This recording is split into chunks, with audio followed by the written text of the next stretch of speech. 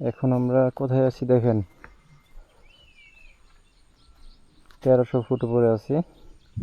মেঘগুলো দেখেন কিভাবে চলে যাচ্ছে, মনে হয় পাহাড়ের উপর হাঁটাহাঁটি করতেছে। এটা একদম মানে গভীর, এখানে প্রচুর ঠান্ডা লাগতেছে।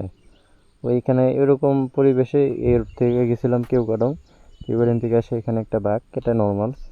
এভাবে নামবেন, আর এই ওই বগা লেকের লেক, ওই লেক পরে এই পাশের হলো হোটেলগুলো, আর ওপরেরগুলো হলো আর্মির ক্যাম্প। আর এই লেকটাতে গোসল করে অনেক শান্তি লাগে, ঠান্ডা পানি, পরিবেশটা অনেক সুন্দর। এই তো পাহাড়, লেক, বগা লেক সব একসাথে। মাই বাইক,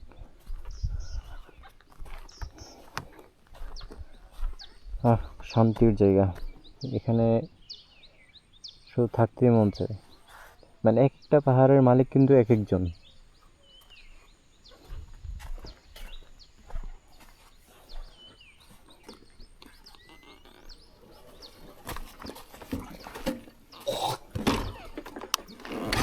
এখন রওনা দিব।